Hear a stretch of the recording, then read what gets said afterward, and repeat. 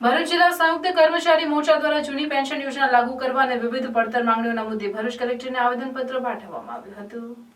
ગુજરાત સરકારના માન્ય મંડળો મહામંડળોના મહાસંઘોનો સંયુક્ત મોરચારૂપી ભરૂચ જિલ્લા સંયુક્ત કર્મચારી મોરચા દ્વારા તેઓના આગળ ધપતા જૂની પેન્શન યોજનાની માંગ સાથેના આંદોલનના ભાગરૂપે જિલ્લા કલેક્ટરને આવેદનપત્ર પાઠવવામાં આવ્યું, જેમાં નવી પેન્શન યોજના શેરબજાર આધારિત હોવાના આક્ષેપ સાથે તેનાથી નિવૃત્ત જીવન સ્વામનભેર જીવન શક્ય ન હોવાનું કહી જૂની પેન્શન યોજનાનો લાભ આપવાની માંગ કરવામાં આવે છે, જેમાં જણાવ્યું છે કે અન્ય રાજ્યો જેમ કે રાજસ્થાન, છત્તીસગઢ, કર્ણાટક, ઝારખંડ, પંજાબ, હિમાચલ પ્રદેશ તથા સિક્કિમ ખાતે જૂની પેન્શન યોજના લાગુ છે।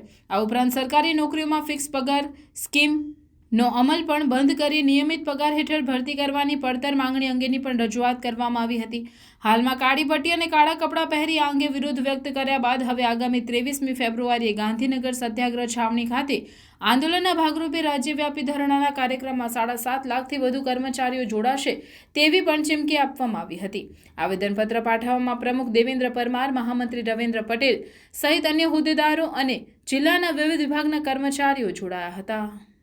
એમાં સૌથી મોટો લાભ પેન્શન, જેમને જૂની પેન્શન સ્કીમ આપો।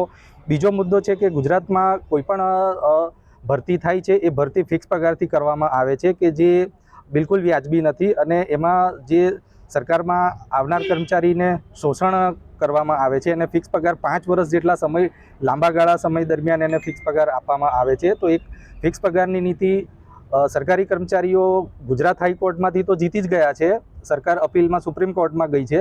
તો અમારી એ જ વિનંતી છે કે સુપ્રીમ કોર્ટમાંથી સરકાર એ કેસ પાછો ખેંચે અને તમામ સરકારી કર્મચારીઓને ફૂલ પગારમાં આપે। મુખ્યત્વે આ બે માંગણી પરત્વે અમે લોકોએ 14મી ફેબ્રુઆરી અને 15મી ફેબ્રુઆરીએ કાળી પટ્ટી ધારણ કરીને તમામ સરકારી કર્મચારીઓએ ફરજ બજાવી હતી।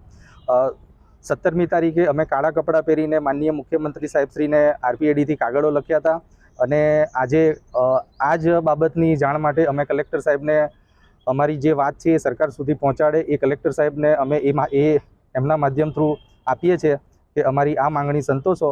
અને આગામી કાર્યક્રમ અમારો ગાંધીનગર સત્યાગ્રહ છાવણી ખાતે 23 તારીખે ધરણાનો કાર્યક્રમ છે, અને આખા ગુજરાતમાં 7.5 લાખ કર્મચારીઓ છે એ તમામ લોકો ત્યાં સત્યાગ્રહ છાવણીએ ભેગા થઈને અમારી માંગણી સરકાર સામે મૂકીએ છીએ।